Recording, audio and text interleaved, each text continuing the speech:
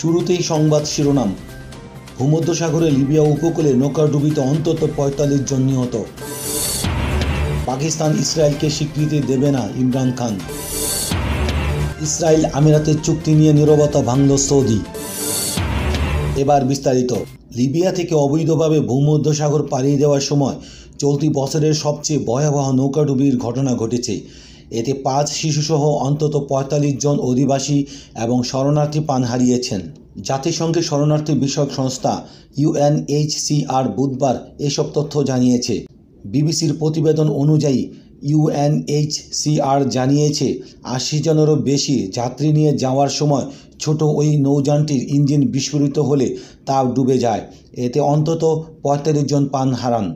স্থানীয় জেলে ও মৎস্যজীবীরা ৩৭ জনকে জীবিত উদ্ধার করতে সক্ষম হয়েছেন। এখনও বেশ কয়েকজন নিখোঁজ।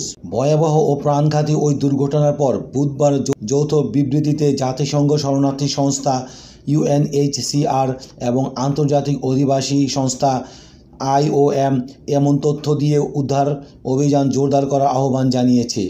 সংস্থা দুটি বলেছে, ব্যাপক উদ্ধার অভিযান ছাড়া ভূমধ্যসাগরে আরও অনেকের প্রাণহানি ঘটবে।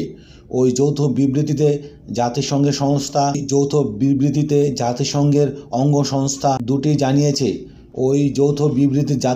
অঙ্গ সংস্থা দুটি জানিয়েছে সোমবার ভয়াবহ ওই নৌকাডুবি যারা প্রাণ হারিয়েছেন বেশিরভাগই আফ্রিকার দেশে সেনেগাল, মালি, সাদ ও গানার বাসিন্দা।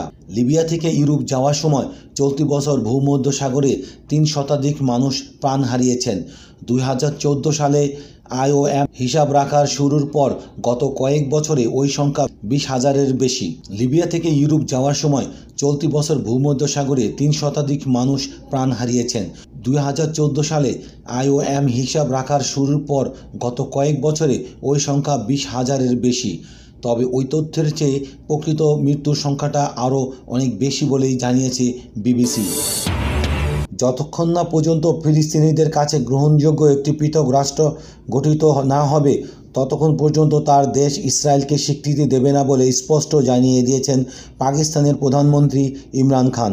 স্থানীয় এক সংবাদ মাধ্যমে দেওয়া সাক্ষাৎকারে মঙ্গলবার তিনি ইসলামাবাদের এমন অবস্থানের ঘোষণা দেন। সংবাদ মাধ্যম আল জাজিরার প্রতিবেদন অনুযায়ী গত সপ্তাহে যুক্তরাষ্ট্রের মধ্যস্থতায় ইসরায়েল এবং সংযুক্ত আরব আমিরাতের মধ্যে সম্পর্ক স্বাভাবিক করা নিয়ে যে চুক্তি সম্পূর্ণ হয়েছে সেই প্রসঙ্গে জানতে চাওয়া হলে ইমরান খান জানান, তার দেশ এমন পথ অনুসরণ করে ইসরায়েলকে রাষ্ট্রীয় হিসাবে স্বীকৃতি দেবে না। ইমরান খান এ সময় বলেন, কোনো দেশ কী করে করুক আমাদের অবস্থান স্পষ্ট। ১৯৪৮ সালে আমাদের এই স্পষ্ট অবস্থান তৈরি করে দিয়েছেন পাকিস্তানের প্রতিষ্ঠাতা কায়েদ-ই-আজম মোহাম্মদ আলী জিন্নাহ। তিনি বলেছিলেন, ফিলিস্তিনিদের অধিকার না দেওয়া হলে আমরা কখনোই ইসরায়েলকে মেনে নেব না। প্রসঙ্গত, গত ১৩ই আগস্ট উপসাগরীয় প্রথম আরব দেশ এবং মিশর ও জর্ডানের পর মধ্যপ্রাচ্যের তৃতীয় দেশ হিসাবে ইসরায়েলের সঙ্গে সম্পর্ক স্বাভাবিক করার লক্ষ্যে চুক্তিতে উপনীত হয় সংযুক্ত আরব আমিরাত। অবশ্য এর আগে থেকেই আনুষ্ঠানিকভাবে দুই দেশের মধ্যে সম্পর্ক স্বাভাবিকই ছিল। ইমরান খান বলেছেন, যদি পাকিস্তান ইসরায়েলকে মেনে নেয় এবং ফিলিস্তিনের উপর চলমান জুলুম নির্যাতন না দেখে অন্ধ হয়ে থাকে তাহলে আমরা তো কাশ্মীরের ক্ষেত্রেও এটা করতে হবে। তিনি এমন কথা তুলে জানান, এটা এমন একটা কাজ পাকিস্তান যা কখনোই করবে না। পাকিস্তান বলেন, ইসরায়েল এবং ফিলিস্তিনি প্রসঙ্গে কথা উঠলে আমাদের এটা চিন্তা করা প্রয়োজন যে যেসব মানুষ সমস্ত রকম অত্যাচার মুখোমুখি হয়েছে এবং যাদের অধিকার কেড়ে নেওয়া হয়েছে তাদের পক্ষে যদি আমরা পরিত্যাগ বা অস্বীকার করি তাহলে আমরা সৃষ্টিকর্তার কাছে এর কি জবাব দেব। ইমরান খান আরও বলেন, আমরা বিবেক কখনোই আমাকে এতটা করতে দেবে না এবং আমি কখনোই এটা মেনে নিতে পারবো না। স্থানীয় দৈনিক ডনের প্রতিবেদন অনুযায়ী পাকিস্তানের প্রধানমন্ত্রী হিসাবে এমন অবস্থান ঘোষণার পর ইসলামাবাদে অবস্থিত ফিলিস্তিনি দূতাবাস ইমরান খানকে ধন্যবাদ জানিয়েছেন। মধ্যপ্রাচ্যের দেশ সংযুক্ত আরব আমিরাতের সঙ্গে ইসরায়েলের বিতর্কিত শান্তি চুক্তি নিয়ে প্রথমবারের মতো প্রতিক্রিয়া জানিয়েছে সৌদি আরব।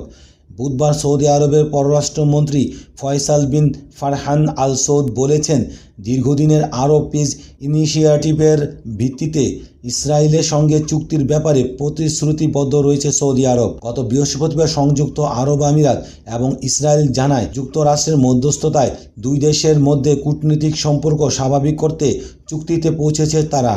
ওই চুক্তি বাস্তবায়িত হলে ইরানের বিরুদ্ধে মার্কিন লড়াই, ফিলিস্তিনি ইস্যুসহ মধ্যপ্রাচ্যের পুরো রাজনৈতিক পরিস্থিতি খোলনলচে পাল্টে যেতে পারে। 2012 সালে সৌদি আরব মধ্যপ্রাচ্য আরব পিস ইনিশিয়েটিভের প্রস্তাব দেয়।